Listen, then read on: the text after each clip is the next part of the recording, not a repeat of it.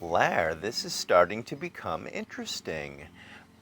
This is starting to have more characters that actually make layers on top of things.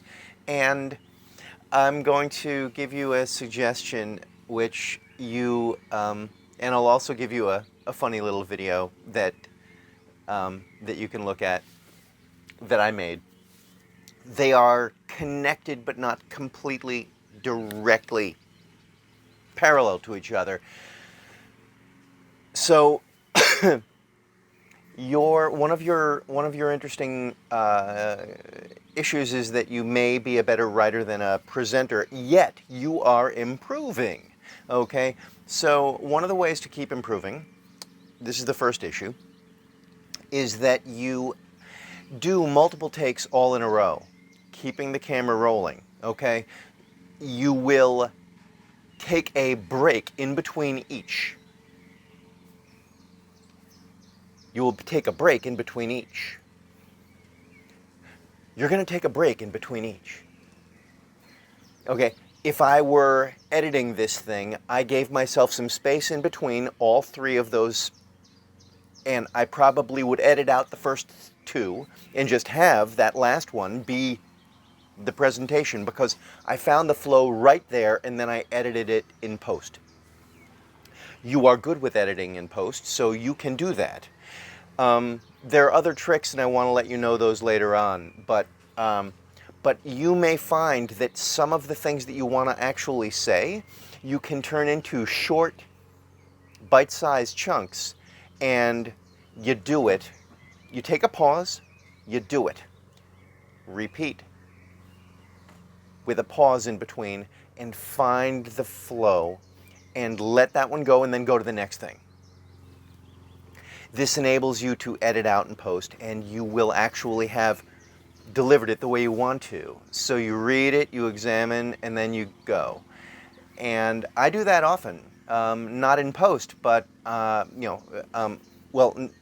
I'll show you one.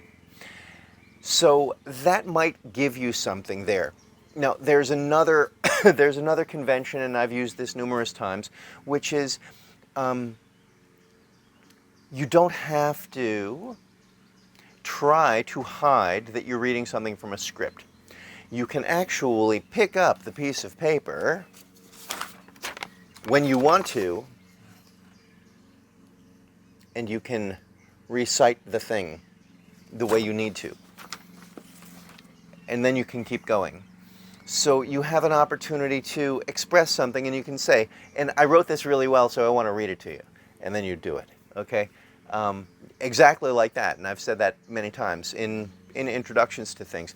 I wrote this better than, I can't quite remember the way I wrote it, but I wrote it really well, so here's what I wrote. And then I hold it so that they can see it, and I read it. Or I hold it just off so that they can understand where it is. So that's another possibility, okay? So we have editing in post, and then we have the actual reading from the stuff that you wrote, because sometimes you like the way you wrote it, and you can just read what you wrote. We just have to see you taking a moment and doing that. And then you also have the opportunity, because you have done some fun things with these, that you can add in some other graphic cartoon sketch of an eraser, or you can explain that his laser point accuracy with that chalk eraser was like in super slow motion. And it went.